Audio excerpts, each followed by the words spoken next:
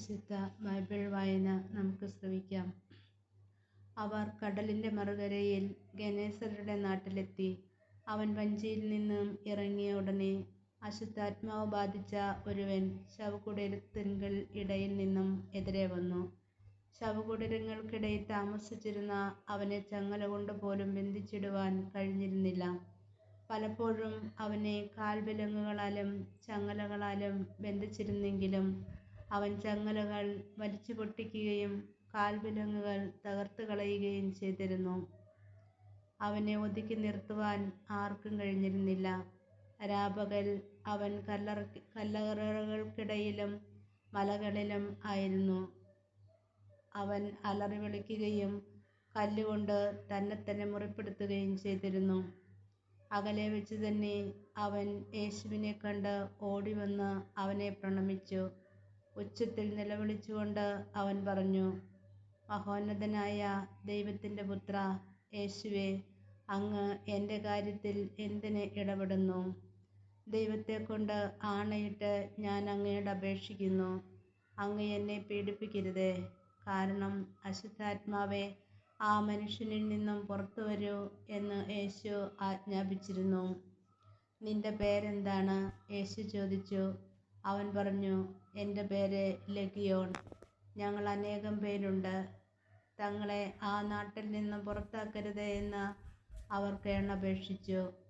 വലിയ ഒരു പന്നിക്കൂട്ടം മലയരികിൽ മേയുന്നുണ്ടായിരുന്നു. ഞങ്ങളെ ആ പന്നിക്കൂട്ടത്തിലേക്ക് അയക്കുക, ഞങ്ങൾ അവയിൽ പ്രവേശിച്ചു കൊള്ളട്ടെ എന്ന് അവർ അപേക്ഷിച്ചു. അവൻ അനുവാദം നൽകി. അശുദ്ധാത്മാക്കൾ പുറത്തു വന്ന് പന്നിക്കൂട്ടത്തിൽ പ്രവേശിച്ചു. ഏകദേശം 2000 പന്നികളുണ്ടായിരുന്നു.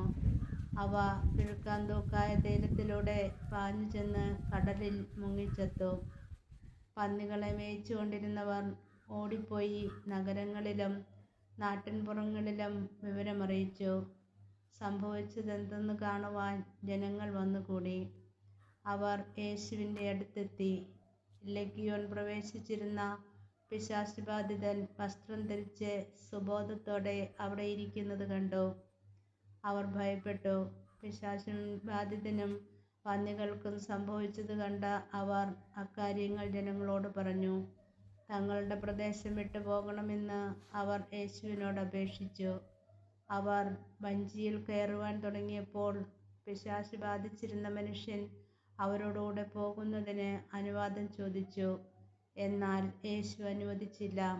അവൻ പറഞ്ഞു, നീ വീട്ടിൽ സ്വന്തക്കാരുടെ അടുത്തേക്ക് പോവുക. കർത്താവ് നിനക്ക് വേണ്ടി എന്തെല്ലാം പ്രവർത്തിച്ചുവെന്നും എങ്ങനെ നിന്നോട് കരുണ കാണിച്ചുവെന്നും അവരെ അറിയിക്കുക. അവൻ പോയി യേശു തനിക്ക് വേണ്ടി എന്തെല്ലാം ചെയ്തെന്നും ദെക്കാപോളിസിൽ പ്രഘോഷിക്കുവാൻ തുടങ്ങി. ജനങ്ങൾ അത്ഭുതപ്പെട്ടു. ഈശോ മിശിഹായ്ക്ക് സ്തുതിയായിരിക്കട്ടെ.